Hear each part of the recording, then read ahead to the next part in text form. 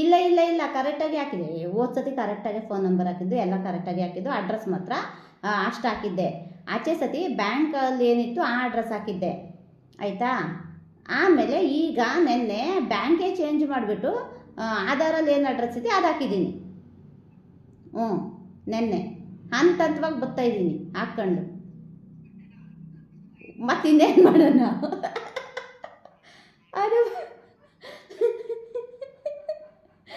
ಅಯ್ಯೋ, ಅದು ಎಲ್ಲ ಸೆಂಡ್ ಮಾಡಿ ಬಿಟ್ಟೆ. ಅದಕ್ಕೆ ನಾನು ಹಂಗೆ ಕುತ್ಕೋಬೇಕು ಅಂದರೆ ಏನು ಗೊತ್ತಾ, ಈಗ ಏನೀಗ 6ನೇ ತಾರೀಕು ಕಳಿಬೇಕು, 6-7 ಕಳಿಬೇಕು, ಹಬ್ಬ ಕಳಿಬೇಕು.